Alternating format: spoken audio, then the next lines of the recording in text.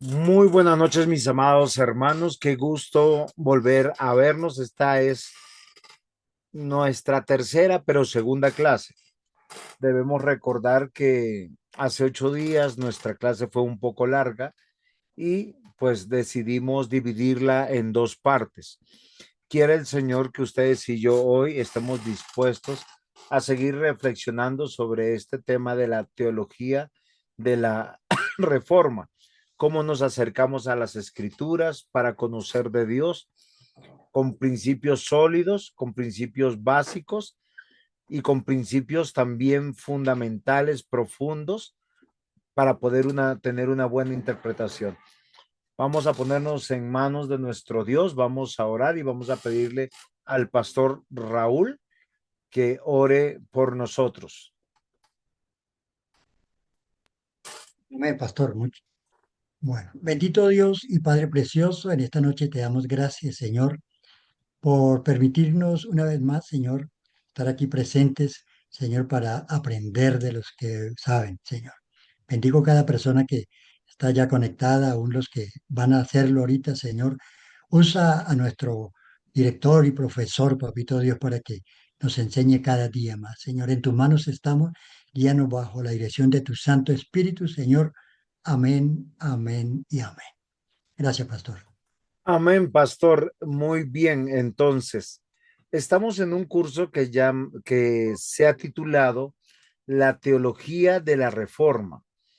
Y esta es una respuesta del obrar del Espíritu Santo para hacer volver a la iglesia a Dios.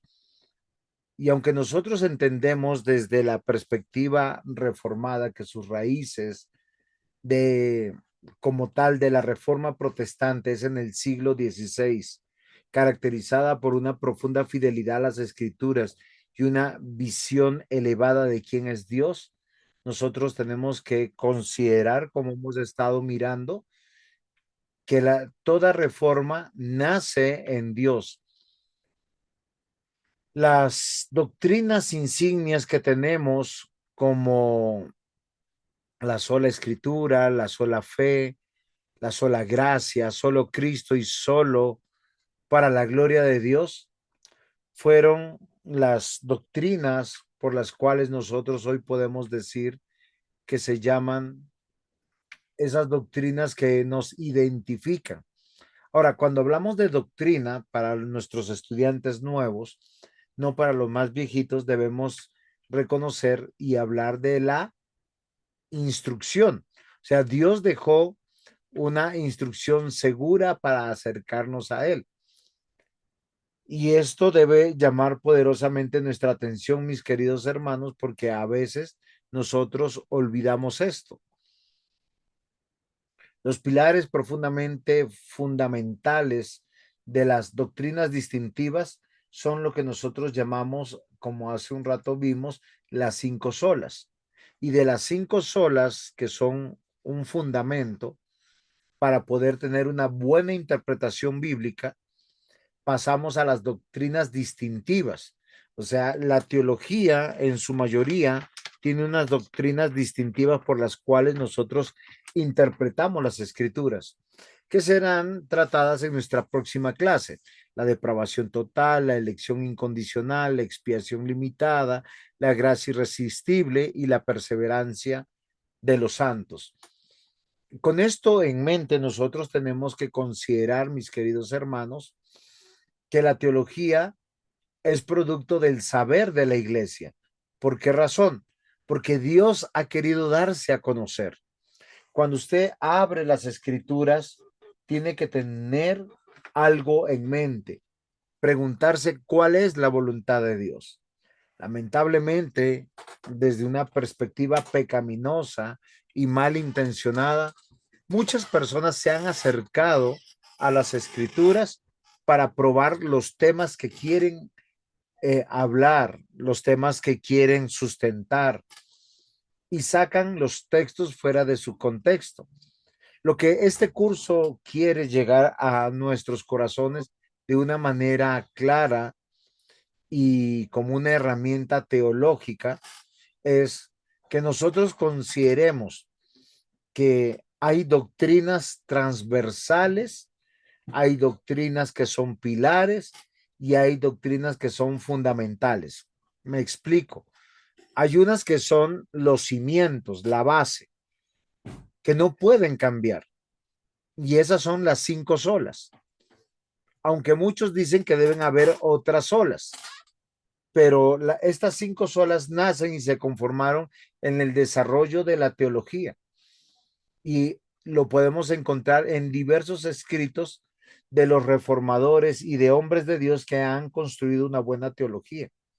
Cuando hablamos de pilares, estamos hablando como de columnas, o sea, ya tenemos el fundamento, ahora son las columnas. Las columnas van a ser las 5 doctrinas que nosotros hace un momento mencionamos. Y todas las doctrinas que restan de la teología sistemática son doctrinas transversales. ¿Qué significa? Son las que unen las columnas con el fundamento, y esto nos va a llevar a tener una buena interpretación de las escrituras. Entonces, ¿cuál es la estructura de nuestro curso? En la primera clase vimos el origen de la teología reformada. Y si nosotros vamos más allá, yo hablé de algo puntual. No podemos sacralizar una época. ¿Por qué razón? Porque Dios desde Génesis hasta Apocalipsis se está dando a conocer, está añadiendo a su iglesia a los salvos. Pero la teología reformada es la que lleva a la iglesia siempre a volver a Dios. Si usted escucha un predicador, un teólogo, un maestro, que no lo lleva a la cruz de Cristo, que no lo lleva a la presencia del Padre, que no lo lleva al obrar del Espíritu Santo para gozar de la voluntad de Dios, lo más seguro es que es una herejía. Y se los digo de esta manera para que nosotros podamos tener herramientas claras y fidedignas. Por eso nuestra segunda clase tiene que ver con los fundamentos profundamente bíblicos y teocéntricos. ¿Qué significa esto? Que nosotros estas doctrinas propiamente las estamos encontrando en las escrituras y han sido reveladas por Dios para que sean un asiento a cualquier momento de interpretación de la palabra de Dios. Y esto es fundamental. Entonces, la teología reformada tiene un objetivo: llevar al pueblo de Dios a Dios por medio de su palabra. Por eso es sola escritura, por medio de la fe, porque es Dios el que da la fe. Esas dos expresiones de las 5 solas ya las hemos visto en la semana pasada y nos quedarían 3. Andresito, ¿cuáles serían esas 3? Sola gracia, solo Cristo y solo para la gloria de Dios. Sola idea de gloria. Muy bien. Y esto es fundamental que nosotros no olvidemos, porque hoy nos corresponde considerar esto. No sé si quedó algo en mente de la clase pasada que alguien quisiera preguntar, porque hablamos de 2 pilares fundamentales que tienen que ver con, de las 5 solas, que son con la sola Sola fe y escritura. sola escritura. Señor, Sola fe y sola escritura, sí, señor. ajá, sola fe y sola escritura. No sé si a alguien le quedó algo como haciendo ruido, como sonando cuando hablamos sola fe. Ahora, ustedes ven en pantalla una expresión y creo que nadie me ha preguntado. Dice sola fide. ¿Sí se dan cuenta? Que traducido Sí, es solo fe, señor. yo estoy viendo solamente la diapositiva que dice estructura del curso. Sí, yo también. Espéreme, vamos a mirar a ver qué está pasando. Voy ya a revisar. Ok, y ahora, espéreme. Bueno, me tocó volver a compartir por alguna razón. Eh, vamos a buscar nuevamente para poder hacerlo. Teología de la Reforma. Muy bien. Y nosotros hablamos, denme un tricito. Ahora sí. Es que últimamente el Zoom como que ha cambiado y cuando yo hago algún cambio, ahora sí lo ven. Está cargando. Muy bien. Ahora Ahora sí. sí, sola fide. Sola fide. ¿Por qué nosotros tenemos sola fide? ¿Por qué esa expresión? ¿Quién sabe? Ayúdenme. Cuando hablamos de la sola fide o sola fe, estamos No, hablando no, de sí, la... sí, ¿por qué dice sola fide y no puse solo fe? Ah, ok. Es sencilla la respuesta, pero yo quiero meditar en algo que en la época surgió y el por qué. No, no sé. ¿Quién sabe? Fidelidad o algo así. En el siglo XVI, como todas las cosas extremas, se había sacralizado no solamente la iglesia, la orden jerárquica ministerial, sino también el idioma latín, debido a que nosotros vemos que se había universalizado. Así como hoy el inglés es el idioma universal, en esa época el idioma que unía toda Europa era el latín. Entonces la iglesia leía la Biblia en latín, se hacían las celebraciones culticas en latín y se había distorsionado. Entonces sale solo Christus, solo Escritura, solo Dio Gloria, solo Fide. Ahora, solo fide, sola fe. Ahora, ¿por qué yo toco esto? Porque es importante que nosotros conozcamos la historia. La Biblia dice que la salvación no es por obras, es por fe. Pero una vez que nosotros tenemos fe, podemos tener obras. ¿Alguien tiene dificultad con esta declaración?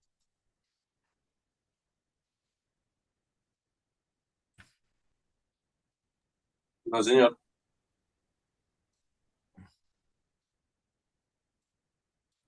Nadie tiene dificultad, todos están de acuerdo. Entonces es algo que yo quiero que nosotros consideremos hoy. ¿Por qué razón, mis amados hermanos? Porque lo que yo estoy considerando es que nosotros consideremos que la salvación solo puede ser recibida cuando ponemos nuestra fe en aquel que murió por nosotros, excluyendo la posibilidad de nuestras obras que puedan contribuir para la salvación. ¿Estamos de acuerdo, mis amados hermanos, o no?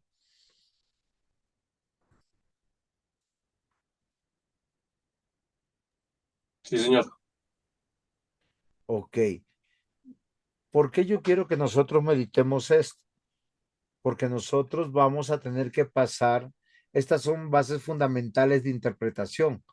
A veces nosotros salimos de estas bases de interpretación y debemos nosotros ser cuidadosos cuando lo hacemos. ¿Qué es lo que están viendo en pantalla ahorita? Solo la fe es la que nos lleva a la justificación. Muy bien, es algo muy importante. ¿Por qué razón? Porque hace honor a la declaración que hace nuestro Señor Jesús cuando le responde a Nicodemo algo que es muy importante. En Juan capítulo 3, en el versículo 16 dice, porque de tal manera amó Dios al mundo que ha dado su unigénito Hijo para que todo aquel que en él crea no se pierda, mas tenga vida eterna. Y yo quiero hacer una aclaración que no se hizo tal vez de manera clara en la clase pasada. Cuando hablamos solo de la fe, toda la escritura cuando habla de fe, habla del don de Dios para salvación. Cualquier cosa que no sea de fe es idolatría. ¿Es claro?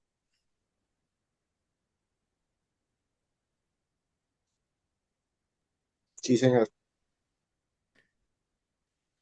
Sola fide marca una diferencia entre el protestantismo y el catolicismo romano y prácticamente con todas las religiones. Hay algo muy importante que nosotros consideramos, mientras que el resto del mundo cree en el sinergismo, o sea, la salvación es una obra de cooperación con Dios. Nosotros profesamos el monergismo. La salvación es una obra única y exclusivamente de Dios. ¿Por qué? Porque el hombre está corrupto totalmente. La palabra sinergismo viene de la idea de que la materia no puede ser eliminada. La materia siempre se transforma. Por eso nosotros vemos que uno muere y se convierte en polvo. Y al ser polvo, pasamos a ser parte de la creación o de esta tierra, en ese sentido. Pero lo que está postulando el sinergismo es algo muy importante. El hombre fue creado por Dios y tiene un espíritu dado por Dios, por lo tanto tiene la capacidad de cooperar con Dios para la salvación. Tiene una sinergia, él solito de alguna manera puede despertar o volver a Dios. Sin embargo, la postura del monergismo es totalmente diferente, porque es Dios solamente mono, solo Dios puede dar vida y vida para que nosotros podamos experimentar la vida eterna. ¿Estamos bien, Andresito, con esto? Sí, es correcto. ¿Algún, Ese algún es, aporte sobre esto? no, algo que me gusta siempre cuando analizo este punto del sinergismo y monergismo es analizarlo a partir de Efesios capítulo 2. El apóstol Pablo hace una declaración muy bonita de que pues, nosotros no podemos actuar a la par con Dios en nuestra salvación, porque simplemente estamos muertos en nuestros delitos y pecados. Entonces, un muerto en sí pues, no puede hacer nada por la sencilla razón de que está muerto. Entonces, en ese sentido, cuando comprendemos eso, viene la idea del monergismo o la claridad del monergismo, Dios actuando. Eh, Pero actuando y siempre. sí, sí, siempre, exacto. Por eso hoy sigue diciendo que Dios es el que nos saca, Dios es el que nos da vida, Dios es el que nos levanta juntamente con Cristo, de Dios proviene la fe, y sigue el argumento de esto hacia Dios. Ok, quisiera que nosotros pusiéramos toda el empeño para entender y comprender que nosotros no estamos en contra de las obras. La Biblia dice que las buenas obras nacen de un corazón regenerado. Si es claro lo que estoy diciendo en este momento. Sí, el, pues, qué pena meter la cucharada, pero es correcto. Lo que pasa es que muchos creen que por mis buenas obras, como las buenas obras da como resultado la salvación. Y ahí está el error. Después de que yo soy salvo, como resultado de esas buenas obras. Y es lo que habla el versículo 10 de Efesios 2, que fuimos creados para esas buenas obras que Dios preparó de antemano para que anduviésemos en ellas. Entonces, desde la perspectiva bíblica es, bueno, Dios nos salva con un propósito o un para qué, y es para que vivamos conforme a las obras que ya ha establecido de antemano, y todo eso es como resultado de esa salvación que Él ya nos dio. Yo lo veo así. No, y perfecto, eso está bien. Entonces, cuando nosotros hacemos una interpretación de un versículo, tenemos que siempre entender que es por medio de la fe. ¿Por qué? Porque Juan 3, después de la declaración que hace en el versículo 16 de cómo amó Dios al mundo, en el versículo 18 dice, el que en él cree no es condenado, pero el que no cree ya ha sido condenado porque no ha creído en el nombre del unigénito Hijo de Dios. Y nosotros tenemos que recordar el hombre de la cruz, que dijo básicamente, yo creo, porque le dice, Señor, acuérdate de mí cuando estés en tu reino. Y el Señor le dice, de cierto te digo hoy, estarás conmigo en el paraíso. Y eso es muy importante. Ahora, si ese hombre nacido de nuevo en esa cruz hubiese podido bajar de la cruz y se le hubiese perdonado la vida y hubiese caminado la vida de fe, hubiese tenido buenas obras. Las obras son resultado de la fe, las obras son resultado del obrar de Dios en el corazón de los hombres. Por eso Santiago, y yo ponía a prueba a nuestro hermano Andrés hace 8 días, Lutero había dicho que la epístola de Santiago era una epístola de paja, porque él había dicho que pues contradecía los principios de Pablo, pero nosotros vemos algo que es muy importante. Santiago dice, muéstrame tu fe sin tus obras, y yo te mostraré mi fe por mis obras. Tú crees que Dios es uno, haces bien, también los demonios creen y tiemblan. El argumento de Santiago es, solo los que tienen fe y los que han nacido de nuevo podrán decir que son hijos de Dios. Pero alguien que dice que cree y no tiene buenas obras, pues lamentablemente no tiene esa realidad. Por eso es muy importante, mis amados hermanos, entender que es un fundamento de todas las escrituras que la salvación es solo por medio de la fe. Aquiles, ¿cómo estás? Buenas noches. Vi que desconectaste tu micrófono. ¿Quieres participar? Buenas noches, pastor. Mm. Sí me escuchan. Lo que pasa es que, como usted dice, como que la aplicación ha cambiado bastante. Sí, señor, escuchamos. Bueno, pastor, pues precisamente nos hemos sentado a hablar con mis hermanos, la iglesia, acerca de este tema.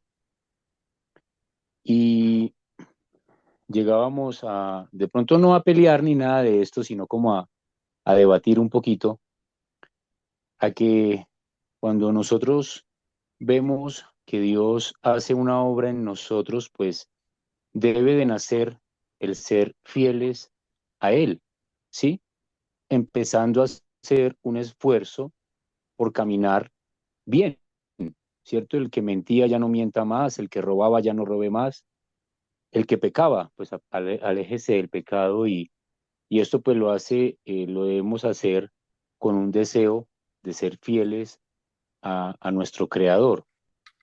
Y entonces llegaba también el tema de que este deseo de vivir en santidad, de consagrarnos o separarnos para Dios, lo coloca directamente el mismo Espíritu, ¿sí? Es Dios dándonos ese deseo de serle fiel a Dios, ese anhelo de conocerlo más, ese anhelo de todos los días, así la carne no quiera, porque en muchas oportunidades yo creo que a todos mis hermanos nos ha pasado a todos, que no queremos orar, que no queremos leer la palabra, incluso no queremos ir a la iglesia, porque la carne pide estas cosas, de no hacer lo que tiene que ver con el espíritu.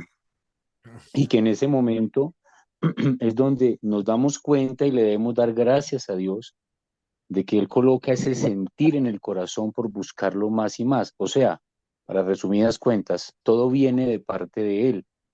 Él es el que coloca ese deseo y ese anhelo en nosotros de buscarlo cada día más. Gracias. Claro que sí, Aquiles, y miren, lo vamos a entender de esta manera. Cuando Pablo escribe a los Gálatas, él dice, digo pues, andad en el espíritu y no satisfagáis los deseos de la carne. Aquí es, mientras que el viejo hombre quiere cobrar fuerza en nuestra vida, el nuevo hombre desea andar por el espíritu, lo que decía nuestro hermano Aquiles, y eso es por medio de la fe. Si yo creo en Cristo, Cristo prometió darnos su espíritu. Una vez con su espíritu, nosotros podemos pelear la buena batalla de la fe. Recordemos la parábola que el Señor Jesús dio sobre las semillas. ¿Sí? ¿Quién se acuerda de la parábola de la semilla? Es muy interesante eso. ¿Por qué razón? Porque dice que hay muchas personas que llegarán a escuchar el Evangelio, pero las personas que llegan a escuchar el Evangelio y algunos se sienten contentos y quieren caminar en el Evangelio, hay cosas que le estorban. Jesús explica, dice en Mateo, espérame, Mateo 13, dice, hoy pues vosotros la parábola del sembrador. Si alguno oye la palabra del reino y no la entiende, viene el malo y la arrebata lo que fue sembrado en su corazón. Este es el que fue sembrado junto al camino. O sea, la semilla dice que a veces no cae en buena tierra, cae junto al camino. Pero ¿cómo se interpreta en la vida diaria? Que hay personas que vienen a la iglesia, pero vienen los problemas, las dificultades, y la persona termina saliendo de la iglesia. ¿Sí? El versículo 20 dice, y el que fue sembrado en pedregales, este es el que oye la palabra y en su momento la recibe con gozo, pero no puede echar raíz o no tiene raíz en sí y es de corta duración. Viene la aflicción o la persecución por causa de la palabra y luego tropieza. Ya van dos tipos de personas donde nosotros vemos en la iglesia, a veces nos preguntamos, pero venga, esa persona estaba yendo bien, caminaba, es que no había nacido de nuevo, es que no era creyente, parecía, realmente no tenía fe. Aquí viene otro ejemplo que pone el Señor Jesús. Dice, el que fue sembrado entre espinos, el que oye la palabra, pero el afán de este siglo y el engaño de las riquezas ahogan la palabra y se hace infructuosa. Es interesante que a las iglesias llegan personas sin trabajo, personas que les va mal en la economía y de un momento a otro les va bien y empiezan a enriquecer y su corazón empieza a desear más. ¿Y qué es lo que sucede con ellos? Como ellos no han creído, no tienen fe y realmente su amor es por el dinero, pues se van de la iglesia. Versículo 23 dice más, el que fue sembrado en buena tierra, o sea, en un corazón nacido de Dios, es el que oye y entiende la palabra y da fruto y produce al 100, al 60 y al 30 por uno. Y esto es muy interesante para nosotros. Entonces, fíjense que cuando nosotros hablamos de un pilar fundamental que es por medio de la fe, la Biblia siempre que habla de fe, habla de salvación. Cuando habla de salvación, está hablando del obrar de Dios. Y si lo entendemos de esta manera, es correctamente. Por eso es un fundamento claro para interpretar cualquier versículo. El segundo fundamento o pilar que nosotros encontramos en toda la escritura es la sola escritura. Y eso lo debatimos bastante. No sé si Andresito, tú me ayudas a hacer un resumen de la sola escritura. Sí, señor, pues hablábamos que la Biblia es la máxima autoridad sobre todos, sea iglesia, religión, denominación, persona, etcétera. Siempre tener como presente que la escritura es la máxima autoridad, la única voz venida del cielo y el único registro auténtico del Espíritu Santo, como dice el apóstol Pedro. Basado en eso, pues la Biblia se interpreta a sí misma. En ese sentido, no decimos que no debemos que leer ningún otro libro, comentario, apoyo, etcétera, sino que no debemos que tomar o los otros libros como la inspiración divina, sino que la única que tiene la inspiración divina es la misma palabra de Dios. El único, pues, el único libro, por decirlo de alguna manera, del cual hace en nosotros toda la obra de regeneración y nos moldea desde que somos niños hasta viejos, pues la palabra de Dios, que es lo que le dice Pablo a Timoteo, que de la niñez has conocido las sagradas escrituras, las cuales te pueden hacer sabio para la salvación, que es por la fe en Cristo Jesús. Toda la escritura es inspirada por Dios y útil para enseñar, para redacir, para corregir, para instruir en justicia, a fin de que el hombre de Dios sea perfecto y enteramente preparado para toda buena obra. Entonces, a grosso modo, podemos decir que toda la escritura es inspirada por Dios, toda la escritura es suficiente en sí misma, toda la escritura es la máxima autoridad y es la que se interpreta a sí misma. Muy bien, Andresito, muy buen tu resumen. ¿Qué significa esto? Que nosotros, sobre todo los pastores, los predicadores, los maestros, deben tener personas que puedan filtrar sus enseñanzas. ¿Por qué razón? Porque cuando uno es joven y cuando uno recién está caminando en la fe, pues hay aspectos de la palabra de Dios que nosotros no conocemos. Tomar los textos sin el contexto puede que nosotros nos equivoquemos. Uno puede hablar del amor de Dios, uno puede hablar de la justicia de Dios, de la ira de Dios, del cielo, del infierno, porque son temas que están en la escritura y pasajes que enseñan sobre ese tema, pero no pudiéramos hablar por decir del purgatorio, sencillamente porque no es un tema bíblico, porque no existe. Lo que nosotros tenemos que entender es que el conocimiento de las escrituras nos va a ayudar a tener una muy buena predicación, una buena interpretación.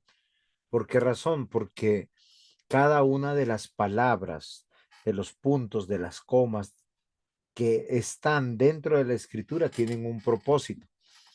Uno no puede leer el texto quitándole las comas, por decir, porque sería destruir el mensaje, cambiar el mensaje. ¿Preguntas hasta aquí, mis queridos hermanos?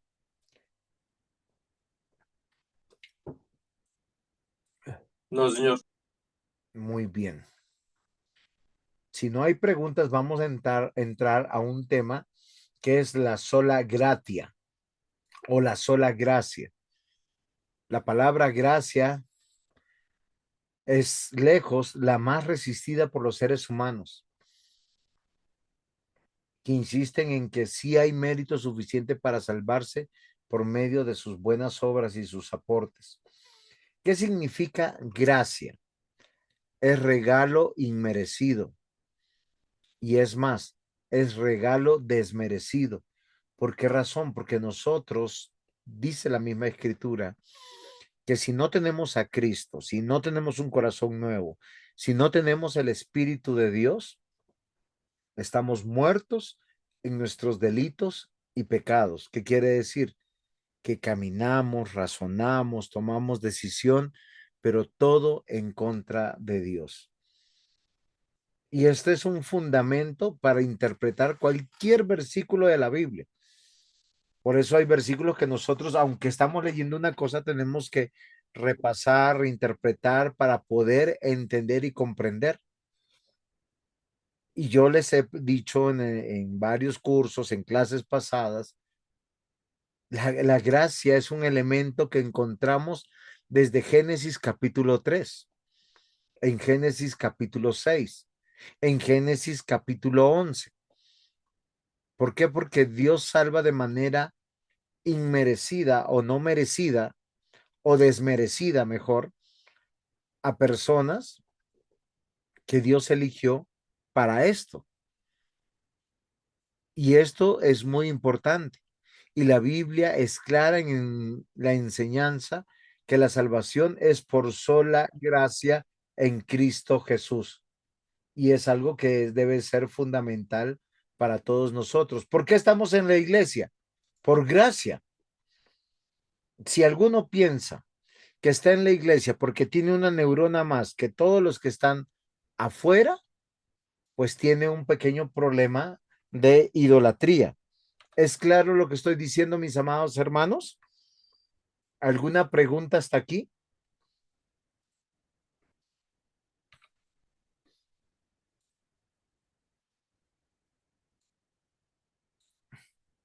No, señor. ¿Algún aporte?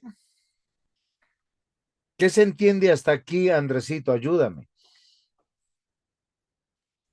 Bueno, aquí lo que podemos empezar a analizar o a razonar un poco es que, o entrelazar la doctrina que estamos mirando, es que sí tenemos la sola escritura como la máxima autoridad y como la inspiración divina, y por ende viene la fe, que viene por el oír y el oír la palabra de Dios. Pero todo esto es un regalo, no merecido o desmerecido, como desea su merced, de parte de Dios. ¿Por qué razón? Porque nosotros no hacemos nada para merecerlo. Simplemente estamos muertos, nuestros delitos y pecados. O como su merced dijo en una ocasión, lo único que nosotros aportamos es nuestros pecados a la salvación. Pero entonces vemos como Dios, por su sola y soberana voluntad, decide libre y voluntariamente darnos ese regalo de la gracia, que es esa salvación dada solo por Él.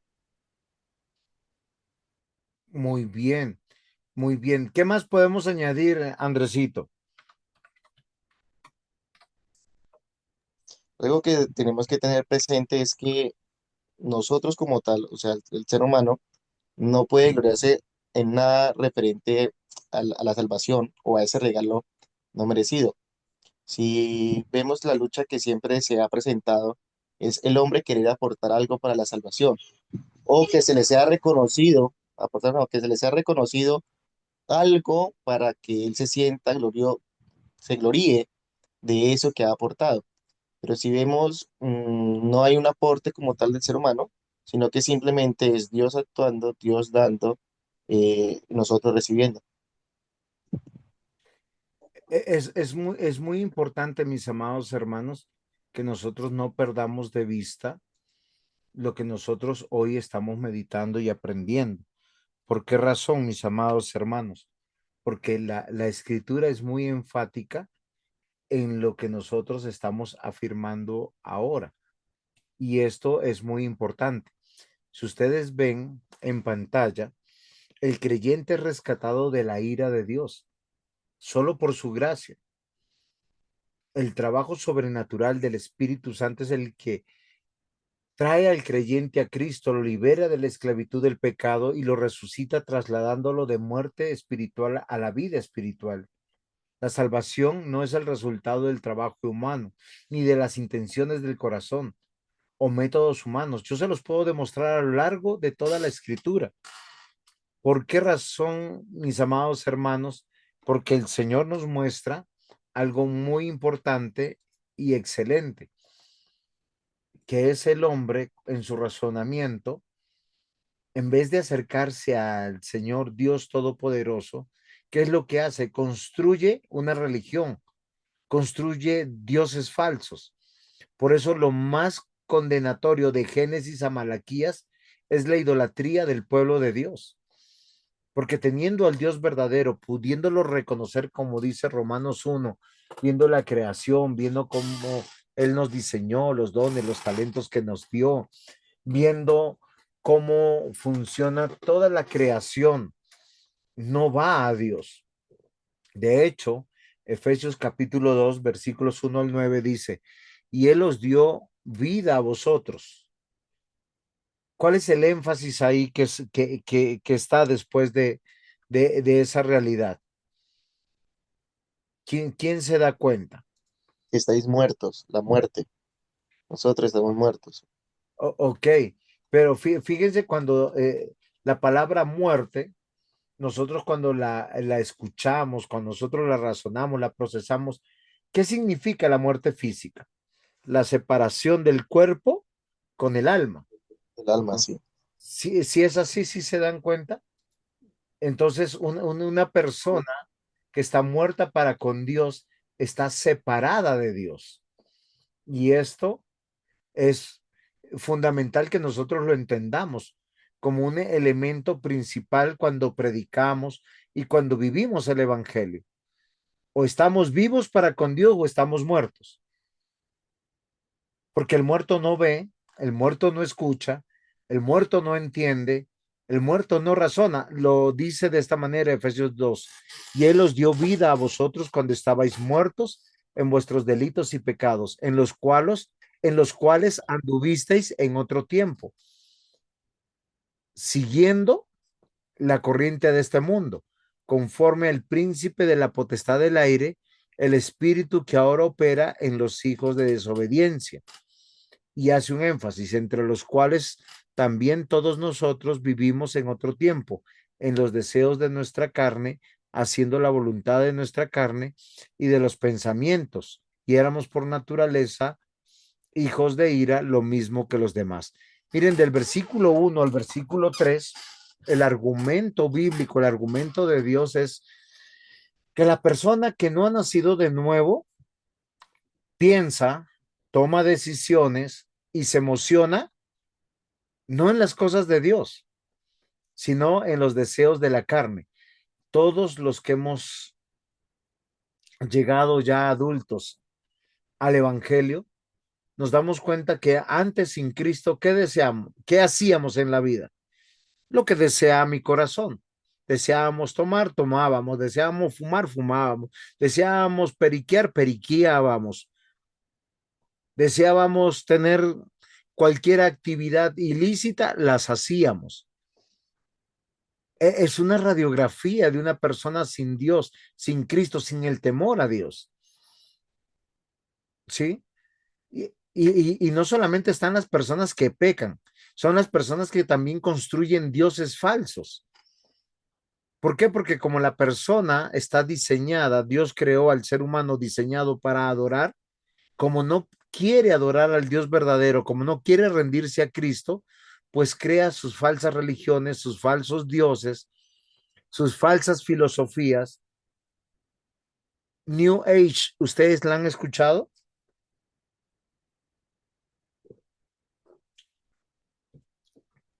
No, no, señor. Muy bien. Maikito, ¿usted ha escuchado la New Age? Sí, pues sí, un poco. O sea, es toda la filosofía de la nueva era. El yoga, la meditación, y todo parece bueno, pero te lleva a otro Dios. Ley de atracción. Ajá, exactamente. Entonces, si tú deseas un carro, pega un carro en tu pared y lo deseas con todo tu corazón y va a llegar. O el tema de tener fe en la fe. Ajá. Entonces, esto es muy interesante. Pero, ¿qué dice la escritura? Que las personas que están muertas en sus delitos y pecados, o sea, son personas que piensan, toman decisiones y se emocionan en los deseos de la carne. Y Dios obra sobrenaturalmente para rescatarnos de la ira de Él mismo. ¿Por qué? Por gracia, por misericordia. Ese es trabajo sobrenatural del Espíritu Santo para liberarnos de la esclavitud de este mundo. Por eso el versículo 4 comienza diciendo, pero Dios que es rico en misericordia por su gran amor con que nos amó, aun estando nosotros muertos en pecado, nos dio vida juntamente con Cristo. Por gracia sois salvos. ¿Por qué te salvó a ti? ¿Por qué me salvó a mí? Todos vamos a decir, porque creímos en Cristo Jesús, porque tomé la decisión. Y aquí quiero hacer un alto y quiero que me escuchen. Eso es verdad. Pero antes de que tú puedas decir Jesús es mi Señor, antes de que tú puedas llegar a la concepción racional que tú eres pecador, que yo soy pecador y que necesitamos de Cristo y su perdón, el Señor nos tuvo que regenerar. Nos quitó un corazón de piedra y nos puso un corazón de carne, un corazón sensible. Eso es la regeneración, nos hizo nacer del agua y del espíritu. Si Dios no hubiese hecho eso, nosotros nos era imposible verle, oírle y tomar esta decisión. Por eso el versículo 4 dice, pero Dios que es rico en misericordia por su gran amor con que nos amó, aun estando nosotros muertos en pecados, nos dio vida juntamente con Cristo. Por gracia sois salvos. Y juntamente con Él nos resucitó. Y asimismo nos hizo sentar en los lugares celestiales con Cristo Jesús. ¿Cuál es la razón? Acá el texto responde, para mostrar en los siglos venideros las abundantes riquezas de su gracia en su bondad para con nosotros en Cristo Jesús. Lo que nosotros traduciríamos en el último punto de nuestra exposición de hoy, todo para la gloria de Dios. El contexto del versículo 8 y 9 de Efesios dice, por gracia sois salvos por medio de la fe, y esto no de vosotros, pues es un don de Dios, no por obras para que nadie se gloríe. ¿Qué es lo que está diciendo, mis queridos hermanos, el apóstol Pablo? Ustedes han sido salvados porque aceptaron el amor de Dios. Ninguno de ustedes se ganó la salvación, sino que Dios se la regaló. La salvación de ustedes no es resultado de sus propios esfuerzos. Por eso nadie puede sentirse orgulloso. Si comprendemos la expresión de la escritura es clara. O sea, cuando dice ustedes se refiere a la iglesia, fueron salvos gracias a la generosidad de Dios. Él les da la fe. La fe es un don de Dios. No se puede ganar la salvación. Entonces, esto es un pilar fundamental para cualquier predicación, interpretación. Es un fundamento estructural de interpretación teológica. Si yo estoy en algún momento, me topo con un versículo que yo estoy entendiendo algo diferente, tengo que reevaluar, porque la salvación por gracia da la gloria a Dios total y absolutamente, y nadie puede sentirse orgulloso, nadie puede gloriarse y decir, yo creí, yo hice esto para salvarme. Y esta doctrina define el fundamento sobre el cual Dios acepta a los hombres. La gracia es lo contrario a un pago o compensación. Cualquier cosa que una persona merezca o se haya ganado por su mérito o esfuerzo es pago o compensación. Pero la gracia no tiene nada que ver con méritos personales. La gracia tiene que ver con que Dios tuvo misericordia de mí cuando yo no quería ir a la iglesia, cuando yo no quería leer la Biblia, cuando no quería vivir su voluntad. Y es como que Dios es obrando poderosamente para cambiarme toda mi cosmovisión, mi forma de ver el mundo. Y la claridad de las escrituras es sorprendente. No hay posibilidad de malinterpretar esta clara enseñanza de parte de Dios. El confiar en nosotros mismos significa que estamos anulando y rechazando deliberadamente la operación de la gracia de Dios, y con ello estamos diciendo que los beneficios divinos son otorgados, no como una decisión soberana de parte del Creador, sino como una recompensa de nuestras buenas acciones. Romanos 4, versículos 3 al 5 dice, porque ¿qué dice la escritura? Y creyó Abraham a Dios y le fue contado por justicia. Ahora bien, al que trabaja el salario no se le cuenta como favor, sino como deuda. Mas al que no trabaja, pero cree en aquel que justifica al impío, su fe se le cuenta por justicia. ¿Es claro, mis hermanos, hasta aquí? Amén. Sí, Carlitos, señor. ¿cómo ves hasta acá la enseñanza?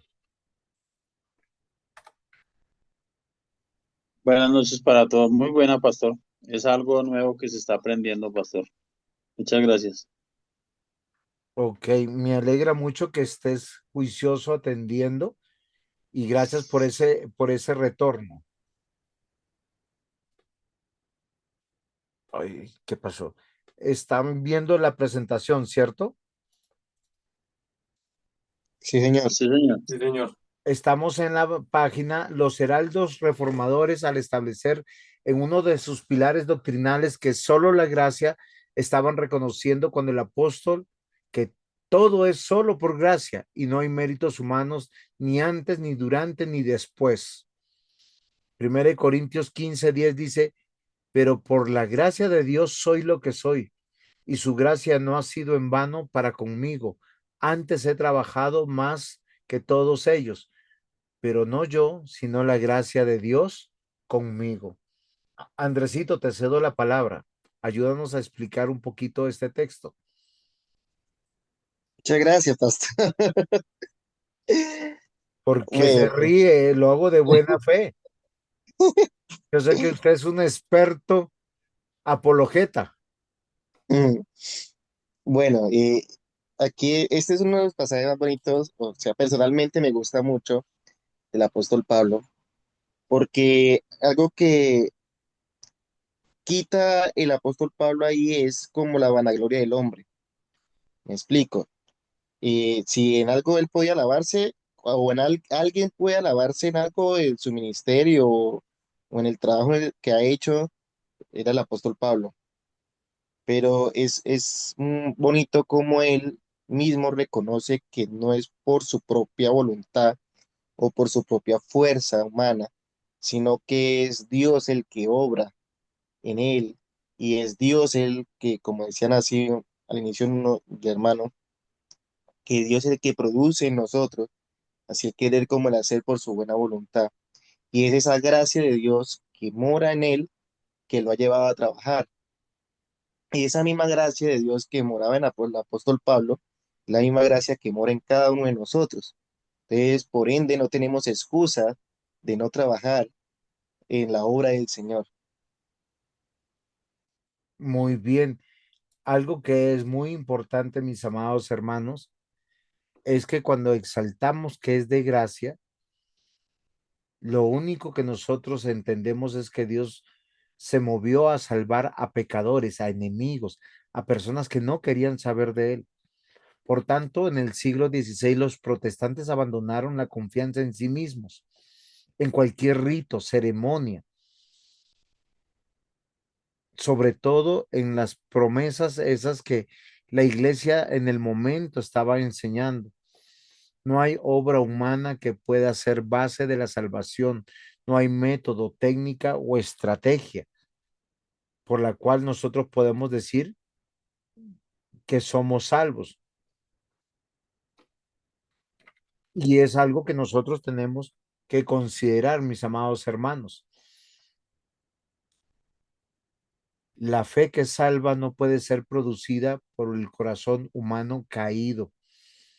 Dios la da por gracia.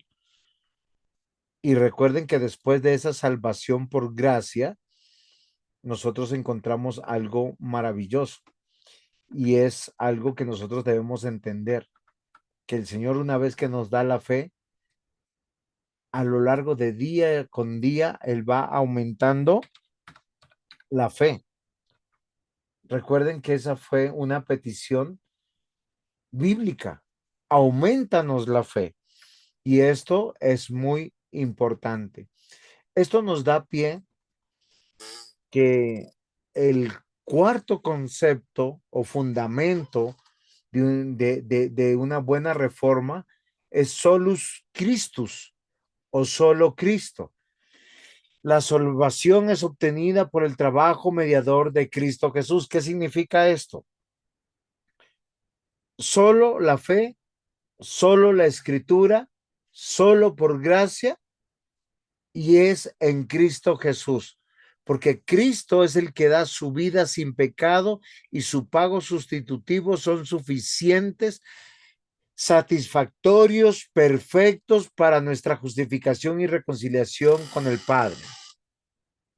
La razón es muy importante que nosotros hoy la entendamos.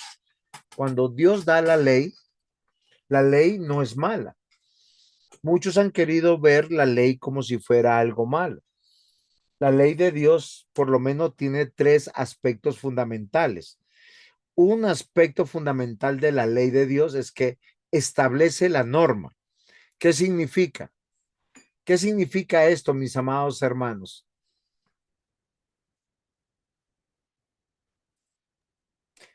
No hay Que, parámetros. exacto, todo lo bueno, todo lo perfecto está dado por Dios. Entonces la ley no es mala, queridos hermanos. La ley, todo lo contrario, nos permite entender y comprender lo que Dios desea para nosotros. Dios es el creador de este mundo. Dios es nuestro creador. Él determinó cómo debemos comportarnos cuando somos hijos, cuando somos padres, cuando somos cónyuges, cuando somos ciudadanos, cuando somos miembros de la iglesia. Él lo determinó. La ley no es mala. Por eso la ley en un aspecto fundamental establece la norma, pero también la ley establece la sentencia. ¿Qué significa esto? Que Dios determinó que la transgresión de la ley debe tener un pago. Dice en el Antiguo Testamento, toda alma que pecare, esa morirá. Y en el Nuevo Testamento dice también muy parecido en Romanos 6:23, la paga del pecado es muerte. Pregunta del millón. Para morir, ¿cuántos pecados debo cometer?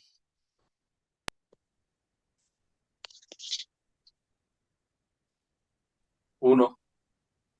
Desde, ¿Eh? desde nacemos somos pecadores. No, no, sí, sí, querido hermano Aquiles, eso es verdad. Nosotros somos pecadores porque pecamos y nacemos bajo la De condición pecado. pecaminosa. Eso Sí, es verdad. Pero nosotros no vamos a la condenación porque nacimos pecadores. Nosotros vamos a la condenación porque pecamos. sí. Y la Biblia dice que cuáles las matemáticas de Dios. Una persona peca una vez, El hermano Michael lo dijo una sola vez. ¿sí? Una sola vez. Peca una sola vez y debe de morir. Sí. Y eso es fundamental que nosotros lo entendamos. ¿Qué quiere decir? Que en cuanto nosotros pecamos, la sentencia es la muerte y no tenemos una oportunidad de redención porque ya estamos condenados. Por eso, por medio de la fe podemos creer que es Cristo quien me justifica a través de la gracia, por medio de la fe. Y nos está haciendo entender que Él nos sustituyó en el lugar del castigo, en el lugar de pago. Recuerden las últimas palabras, la penúltima palabra del Señor Jesús, que es tetelestai o todo está consumado. Él dijo, todo lo he pagado aquí en la cruz y recibió la ira de Dios y murió, dando su vida para darnos vida. Debido a que Cristo recibió el juicio que nosotros merecíamos, nosotros ahora caminamos en su gracia, como aquellos que han sido perdonados para siempre, aceptados y adoptados como hijos de Dios. Y no hay base para ser aceptados frente al Santísimo Dios, excepto por el trabajo salvífico de Cristo, porque nosotros estábamos condenados justamente por nuestras transgresiones.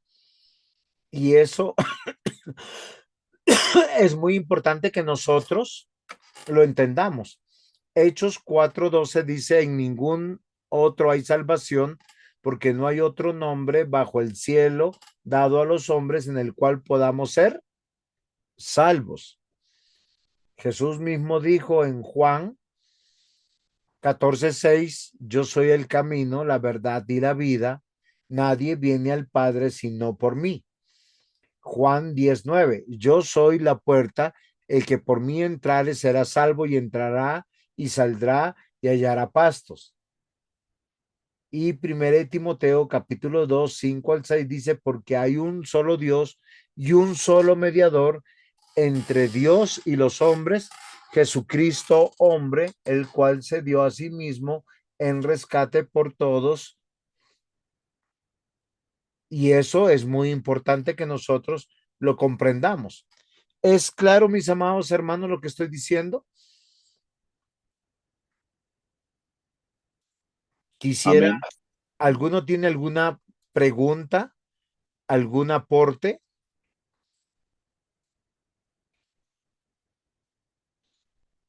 Por favor, con toda libertad.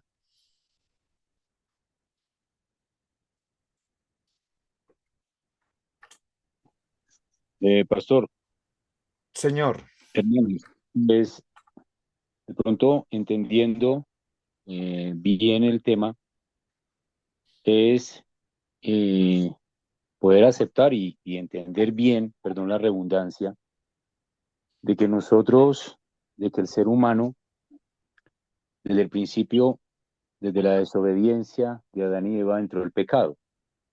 Y no había ninguna forma de que nosotros pudiéramos entrar a la presencia de Dios o en la bendición de Dios o no recibir la muerte que trae el pecado a cada vida. Y por esa razón, eh, nuestro Señor Jesucristo se entrega y muere de la forma en que muere, entrega su vida como la entregó con estos latigazos, todo este camino al Calvario, todo lo que él sufre es por la gravedad que significa el pecado en el ser humano y lo que necesitábamos nosotros para poder entrar a la presencia de Dios y entrar como en esa bendición para Dios, era la única forma, no hay otra forma. En ninguna otra, en ninguna, como dice la misma palabra, en nadie hay más salvación sino en Él. Y por Él, gracias a Él, es que estamos nosotros escuchando su palabra y en este camino. muy bien, mi hermano Aquiles. Andresito, ¿qué opinas de la declaración de tu hermano Aquiles? Ya estaba que me mordía la boca. Bueno, hay un aspecto importante de lo que acabas de decir. Apoyo la idea de que Cristo nos muestra la consecuencia o el resultado del pecado, que es la muerte. Algo que nosotros debemos tener en cuenta o claro es que los latigazos romanos, todo el calvario que pasó, todo eso es consecuencia del mismo pecado del hombre. Pero como tal, como el énfasis que muestra como que la consecuencia de todo ese pecado nuestro que él cargó en la cruz del Calvario se encuentra en la misma cruz, cuando él mismo expresa esa palabra de Dios mío, ¿por qué me ha desamparado? Es ahí donde se ve como lo inseparable separado por un instante de tiempo y el horror al punto que el mismo Cristo expresa esa palabra. Si vemos, siempre la comunión es Padre, Padre, Padre, pero en ese momento de su muerte es cuando expresa con Dios mío, Dios mío. Entonces, desde esa perspectiva podemos comprender que la consecuencia del pecado es la gravedad de la separación de Dios. ¿Sí? ¿Me hago entender? Y es ahí donde Pablo retoma en Romanos capítulo 3 versículo 23 que dice que nosotros por nuestro pecado estábamos destituidos de la gloria de Dios, o lejos de la presencia de Dios, había un abismo enorme de la presencia de Dios, porque eso es lo que ocasiona el pecado, la separación. Entonces, al morir Cristo y pagar, cuando la palabra que toma el pastor que dice que todo está consumado, cuando pagó toda esa deuda, vemos que ese abismo, esa brecha o esa separación se cierra. En ese contexto o en esa idea es que somos justificados delante de Dios porque en ese momento cierra esa brecha y ahora nosotros tenemos comunión con el Padre. ¿Sí me hice entender un poco? Sí, claro que sí. Ahora voy a dar mi aporte y nosotros tenemos que entender, y yo quiero que entendamos algo para tener una buena interpretación. Jesús no muere a causa de los pecados de su pueblo. Les voy a decir por qué. No estoy contradiciendo lo que he enseñado, solo quiero que me tengan paciencia. Les hablé que la ley manifiesta tres aspectos. Yo les dije por lo menos dos hasta ahorita. Y les hablé de la norma y de la sentencia. ¿Si es así o no es así? Sí, ¿Cuál señor. es el tercer aspecto?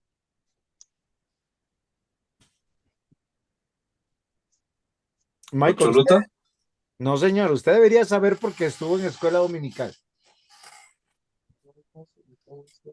El tercer aspecto de la ley, o sea, la ley para que sea ley, ella manifiesta la norma, manifiesta una sentencia frente a la violación de la ley, pero también indica la satisfacción de la ley. Por eso dice que toda alma que pecare, esa morirá, la paga del pecado es muerte, y Santiago dice que cualquiera que violare un punto de la ley es como si hubiese violado toda la ley, y eso nos debe llamar la atención. Entonces, el Señor en su palabra nos muestra que la satisfacción es Ah, Cristo, sí. es Cristo. ¿Por qué es Cristo? Él mismo lo dice cuando Jesús fue ungido por Juan el Bautista. Este es mi Hijo amado en el cual tengo complacencia. El acto de Jesús responde a la voluntad de Dios. Él mismo lo dice en el Getsemaní. No sea como yo quiero, sino hágase tu voluntad. Cuando él está diciendo, si fuera posible, que se pase esta copa, la copa del sufrimiento, de la del Calvario. ¿Por qué razón? Porque fue determinado antes de la fundación del mundo que Cristo satisfaciera la ley plenamente. Por eso, solo por Cristo, nosotros encontramos salvación. Por eso hay un solo Dios, un solo mediador entre Dios y los hombres, Jesucristo hombre, el cual se dio a sí mismo en rescate por todos, de lo cual se dio testimonio a su debido tiempo. Esta determinación de Dios fue basado en su decreto eterno, en la eternidad, antes de la fundación del mundo, antes que el hombre mismo cayera. Y esto habla de la gloria de Dios. ¿Es claro lo que estoy diciendo? Sí, señor. Sí, sí, señor, para mí sí. Pastor, disculpe, le hago una pregunta. El Aquiles, no pastor te dice preocupes. que la satisfacción de la ley, yo iba a decir, de pronto me equivocaba o me equivoco, el castigo o la, no le entendí el pedazo, ¿por qué dice usted la satisfacción de la ley? Ok, Dios es ley, su palabra es ley. ¿Por qué hablamos de la satisfacción? Debemos encontrar un sentido, o sea, cuando nosotros los seres humanos tenemos leyes porque Dios diseñó el concepto de ley en el corazón del ser humano. Todas las culturas, no importa qué tan primitivas, arcaicas sean, han tenido leyes. Y las leyes siempre se establecen norma, transgresión y satisfacción. Cuando hablamos de satisfacción, es que la ley demanda un castigo, esa es la sentencia. Toda alma que pecare, esa morirá. ¿Cómo se satisface esa sentencia? Pues cumpliéndola. Voy a hacerles un ejemplo. Alguien está en un carro y se pasa el semáforo en rojo. El policía lo para y le dice, acá la norma dice que si usted se pasa el semáforo en rojo, es la transgresión según el código, vamos a poner el C1 por decir, o C2 o C3, no recuerdo. Y eso equivale a una multa de 15 salarios mínimos. Norma, sentencia y satisfacción. ¿Cómo se satisface la ley? Pagando lo que dice la ley.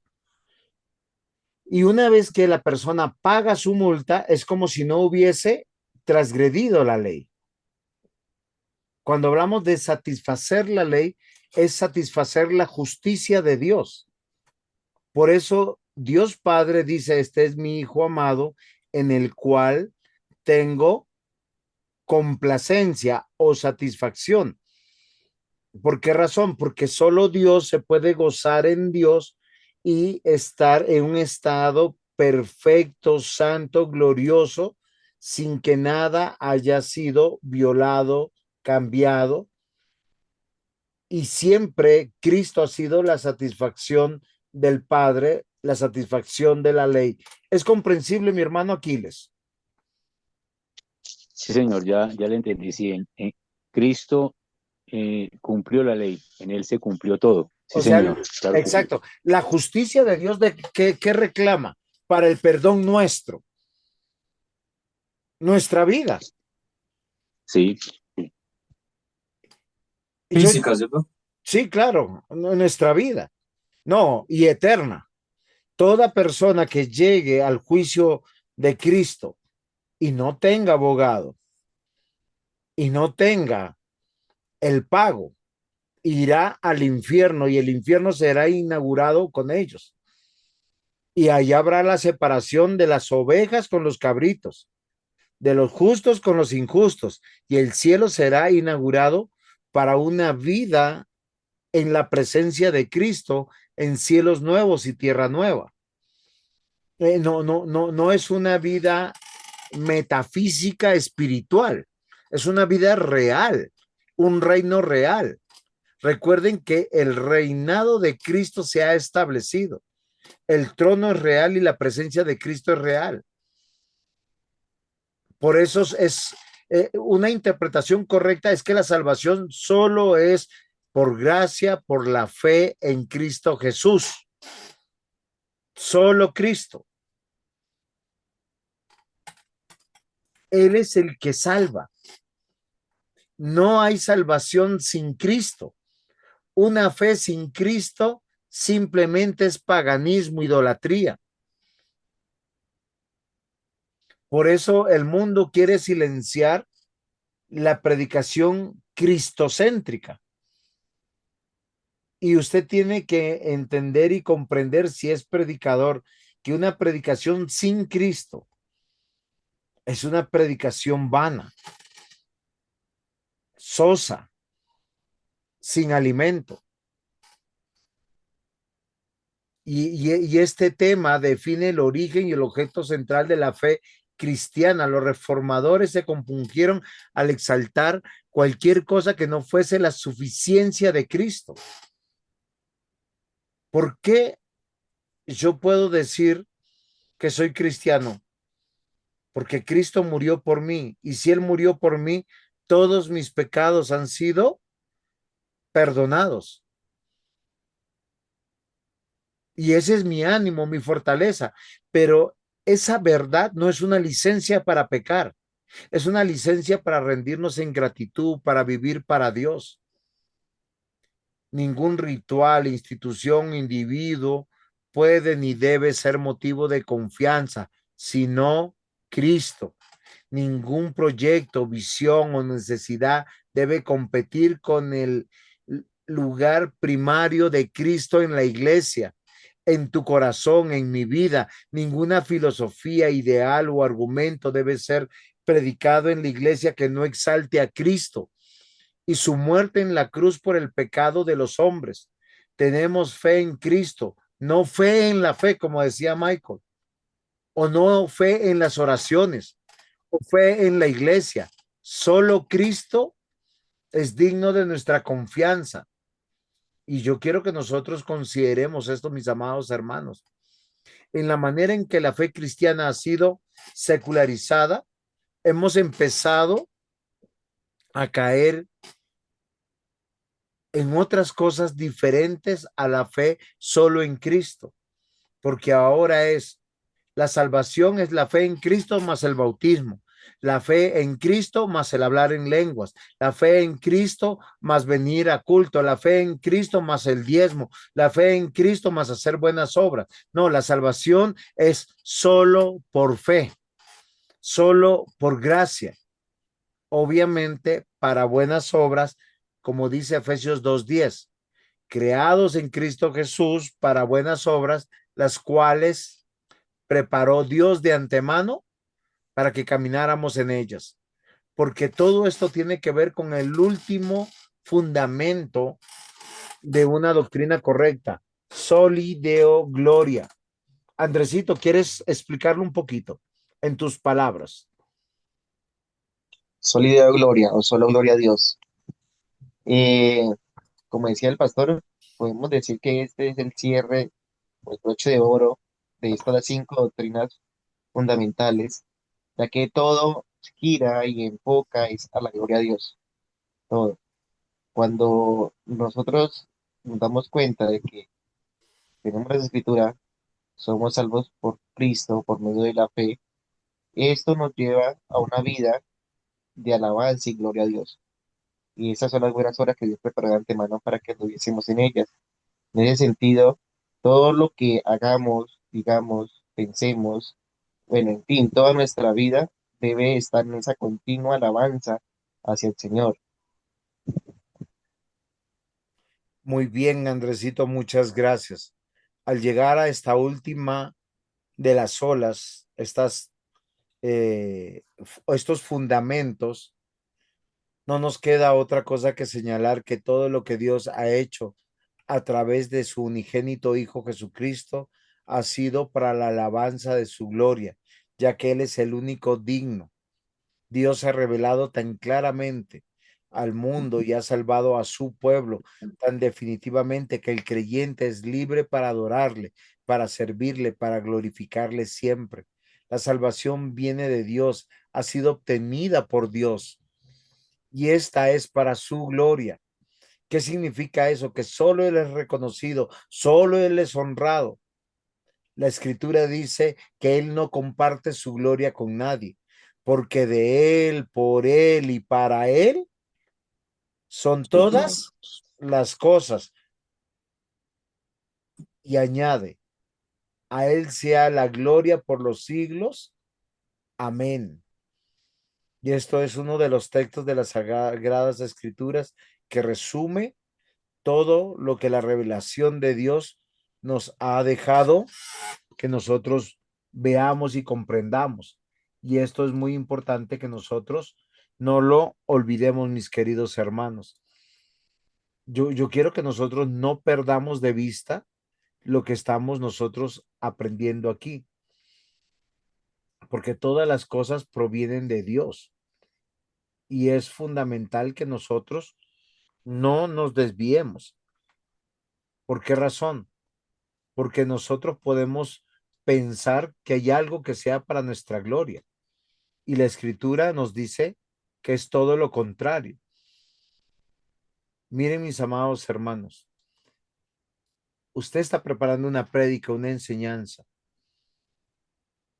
Si no es solo por fe, si no es solo en la escritura, si no es solo por gracia, si no es solo en Cristo y no es para la gloria de Dios, algo anda mal con su enseñanza y con su predicación.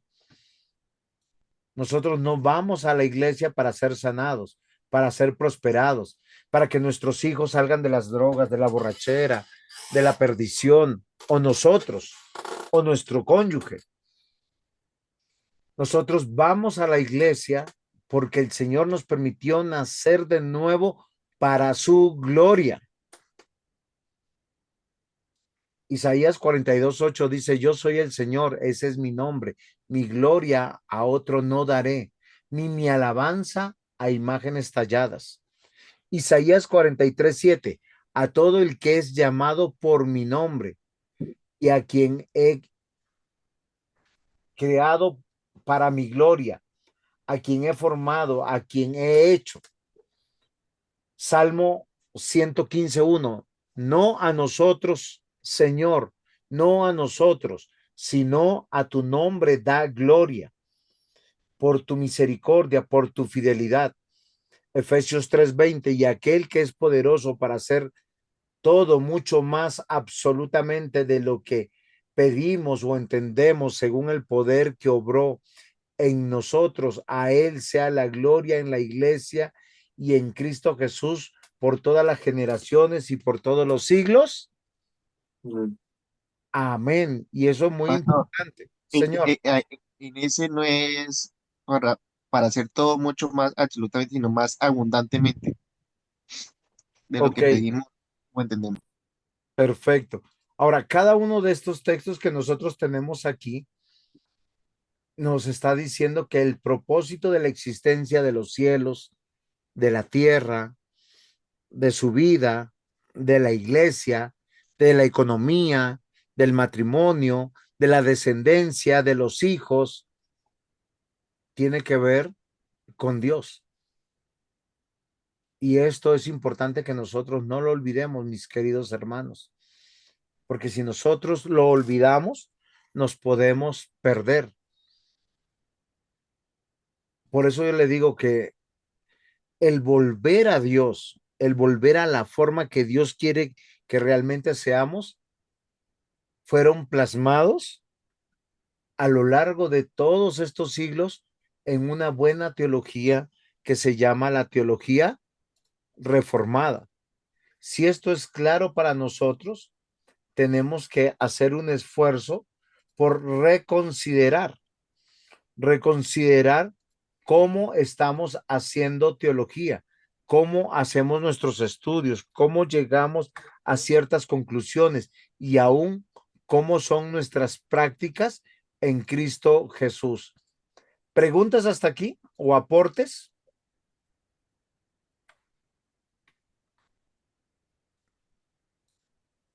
¿Alguna pregunta o aporte? Pastor, pues yo tal vez sí tengo como una pregunta. Pues digamos, yo entiendo todo lo que acabamos de decir sobre gracia, sobre fe, sobre escritura, sí. Pero entonces, digamos, si Dios es quien eh, obra en nosotros para creer en Cristo, digamos, yo como oro por una persona, si me voy a entender, o sea, si yo digo como Dios, por favor que esta persona escuche tu mensaje o algo así, o sea, siento que ya la oración es incorrecta, pues porque Dios ya de una u otra manera eligió a esa persona, ¿me voy a entender? O no la puedo elegir. Entonces, Muy sí, bien, yo entendí tu pregunta, pero quisiera que nuestro hermano Andrés nos dijera, él es un pastor joven y yo quisiera que él nos ayudara con la respuesta y yo luego doy mi aporte. ¿Le parece, Andresito? Sí, sí, señor. ¿Cómo Ve, hacemos? es interesante esa pregunta. Muchacho, no, muchacho, la pregunta es interesante. Mire, hermano, nosotros debemos que orar, sí. Eh, en ese sentido, claro, Dios ya sabe, o Dios ya escogió desde antes de la fundación del mundo y todo. Pero es que lo interesante es que el que sabe quién es salvo y quién no es Dios, no somos nosotros. Entonces, por tal razón, Dios nos ha dado la orden a nosotros de, primero, de compartir la palabra y también orar por ellos. Eh, es un deber nuestro orar para con aquellos que se le va a compartir la palabra, que el Señor sea abriendo o dándole ese discernimiento para creer. Es algo que yo creo. Esto, y no, no es en vano o no es repetitivo, sino que el Señor le agrada que oremos también en esos aspectos. ¿Por qué razón? Porque simplemente no podemos hacer o nos podemos volver muy conformistas. Ah, no, el Señor sabe que ya Él tiene los escogidos, pues simplemente yo no oro, yo no comparto, yo no, sí, porque pues de todo modo el que ha de creer va a creer y se vuelve un cristianismo muy conformista. Y hay algo que se llama la responsabilidad también de nosotros. Y dentro de nuestra responsabilidad están los medios de gracia y usar esos medios de gracia en ese sentido de la expansión del reino de Dios aquí en la tierra. No sé si me hice entender. Ok, Andresito, muchas gracias. Hay algo importante, Maikito y Andrés. Nosotros oramos no para cambiar la voluntad de Dios, no para torcer la voluntad de Dios, Sí, totalmente de acuerdo. sino oramos porque Dios nos pide orar. Como dijo Andrés, que es correcto, nosotros no sabemos quiénes son salvos, Dios sí. Y cuando estamos orando, estamos diciendo, Señor, ten misericordia. Vamos a pensar que estamos orando por Pepito Pérez. Señor, ten misericordia de Pepito Pérez, que obres para salvación. En estos días últimos que han pasado, yo estaba orando por una persona que conozco para salvación, porque a sus 33 años le dio cáncer y él murió el 9 de octubre a las 9 de la noche. Estaba yo predicando en un funeral y justamente el jueves pasado y a esa misma hora él estaba muriendo. Yo no sé si es salvo o no, pero yo oraba pidiendo que el Señor tuviera misericordia, que si fuera su voluntad el salvarlo, que sea para su gloria. Y esa es la manera que debemos de orar. La Biblia siempre nos dice que debemos orar en dos perspectivas simplemente, dando gracias y suplicando, dando gracias a Dios por todo, lo bueno y lo malo. Dios dio, Dios quitó, a Dios sea la gloria. No todos seremos ricos, no todos seremos sanos, no todos tendremos todo lo que nosotros queremos, pero hay que dar gracias a Dios por todo. Y cuando dice de súplica, estamos pensando por el perdón de nuestros pecados, por el perdón de los pecados de otros y para la extensión de su reino. Nosotros suplicamos que la extensión de su reino sea cada día conforme a su voluntad. Hágase tu voluntad así en el cielo como en la tierra. Ahora, ¿qué significa la extensión del reino? Pues que sean añadidas más personas a la iglesia. Recuerden que Jesús dijo que él ha venido a buscar lo que se había perdido. ¿Qué significa eso? Lo que está perdido es lo que ya es de uno. Uno no está buscando lo que pertenece a otro. Y es una labor de la iglesia. ¿Es comprensible ahora sí, Maikito? Andrés, ayudé a ampliar tu respuesta que fue buena. Sí, señor. Sí, los dos. Muchas gracias. Entonces hay que seguir orando. Oramos por las personas que tenemos afectos, una madre, un padre, una abuela, un abuelo, un hijo, un amigo, un compañero. Oramos por ellos, Pastor, porque o sea, en súplica oramos por la extensión, por el perdón de los pecados y por qué más? Agradecimiento. Y sí, agradecimiento. no, Ah, ok, ok, agradecimiento ok. y súplica.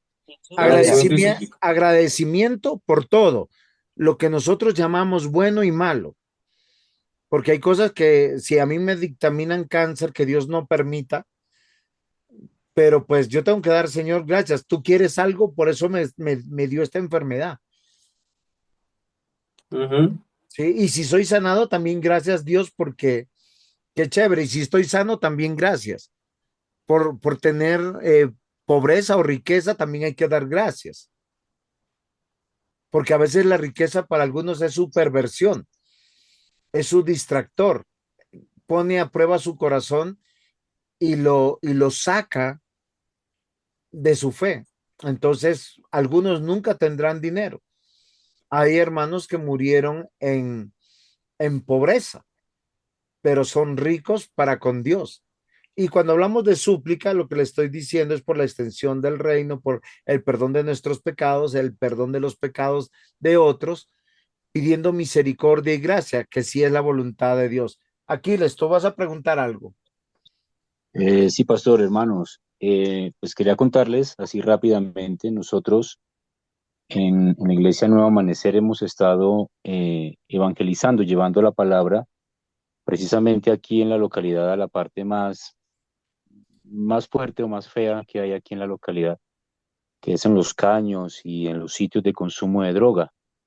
Em, pues el Señor ha colocado esa carga de llevar palabra, también el alimento espiritual y pues también algún alimento físico. Y hemos visto cómo el Señor ha tocado corazones y pues de pronto si usted se da cuenta, una persona que consume droga, para muchos ya no tiene salida, ¿no? Para muchos ya al verlo allí habitando la calle, durmiendo en los pisos y todo esto, pero hemos visto cómo el Señor ha ido obrando en ellos y pues cómo oramos. Así es, pastor y hermanos, así como ustedes dicen, es verdad.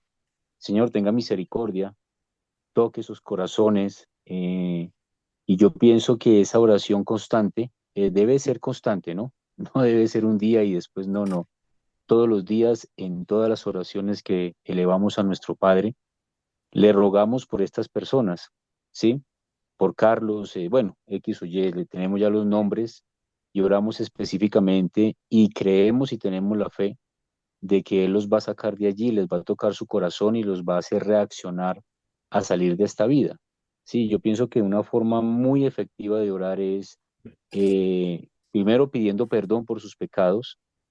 Si no estoy mal y por favor me corrigen, Daniel intercedió por su pueblo pidiendo perdón por sus pecados, tomando sus pecados como si fueran de él, pidiéndole perdón a Dios por sus pecados y tuviera misericordia de ellos y que el Espíritu fuera obrando en la vida de cada uno de ellos. Pues una de las señales más grandes de la obra de Dios es que ellos nos esperan y se sientan a escuchar la palabra.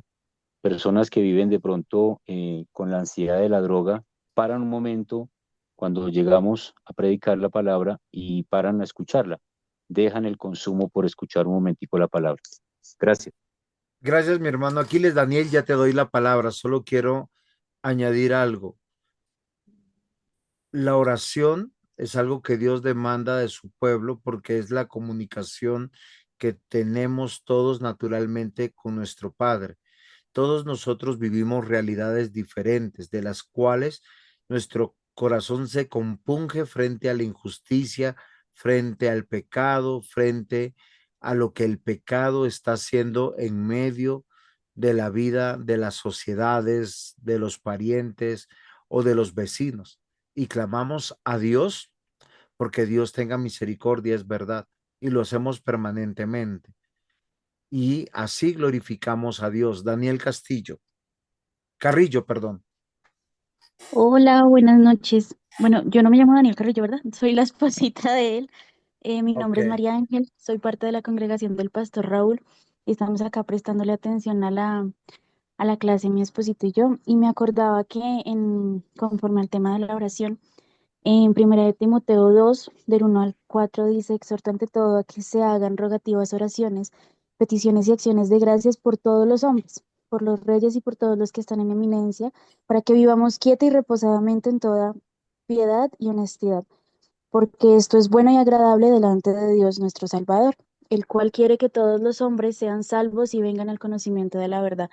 Entonces, sí es verdad que nosotros debemos orar por todos los hombres, por aquellos que conocemos, incluso por los que no conocemos, porque hay personas, hermanos nuestros, que en otros países están haciendo la labor de llevar el Evangelio y también debemos orar por ellos. Eso también lo dice Efesios. Ese era mi pequeño aporte. Claro, Amén, hermano. claro que sí, mi Pastor, hermana. Y sí, pastor, perdón. Yo, bueno, como que complemento la palabra de Aquiles y de María Ángel. Nosotros tenemos que orar también porque escrito está, por ejemplo, en la palabra de Hechos 2:47, donde dice que el Señor va a añadir cada día a la iglesia, ¿cierto? Los que van a ser salvos. Entonces nuestra oración tiene que ser precisamente esa, Señor, añade a la iglesia los que van a ser salvos, pastor. perfecto, mi apreciado pastor. Y es algo que nosotros tenemos que considerar, algo que es justo y verdadero. Y algo que nosotros tenemos que considerar. Yo pongo acá en pantalla cómo glorificar a Dios cuando vivimos una vida en obediencia y santidad. Y eso también se logra en oración. Señor, dame un espíritu recto, lávame más y más de mi maldad, límpiame de mi pecado. Cuando oramos en el espíritu y en verdad, o sea, eso es guiados por la palabra de Dios, por los deseos del Espíritu Santo.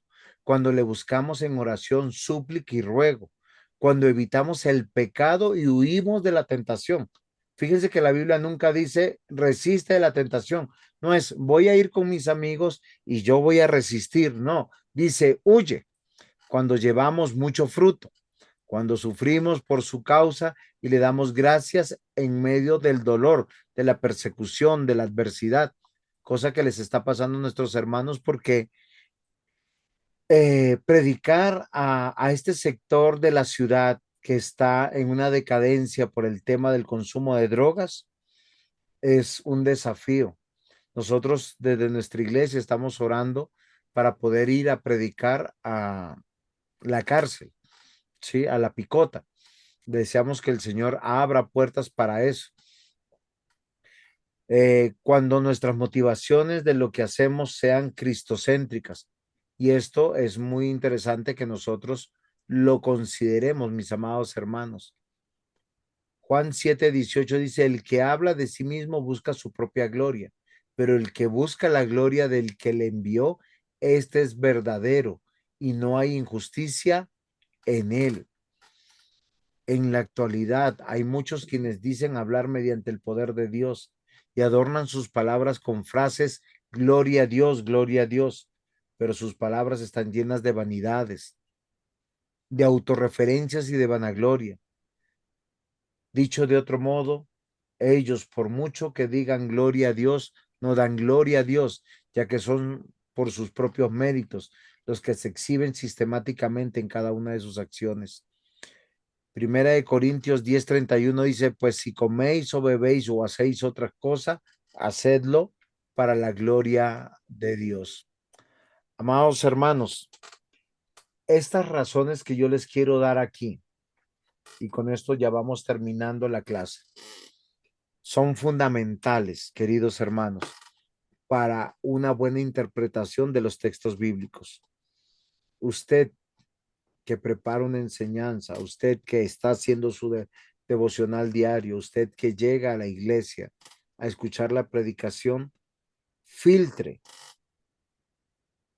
por estas 5 bases fundamentales de un entendimiento teológico cristocéntrico, teocéntrico, y son herramientas fundamentales para nosotros poder crecer en fe. Y Dios quiera que nosotros podamos aceptar este desafío. Gracias, mis hermanos, por su participación. De manera especial, Andresito, gracias por ese respaldo. Gracias al pastor Raúl también por sus miembros de la iglesia. Y Carlitos, gracias también porque sé que allá silencioso estás aprendiendo, igual que a nuestra hermana Alice. Gracias a los hermanos de la iglesia Benecer que están aquí también presentes. ¿Alguna pregunta o aporte para terminar?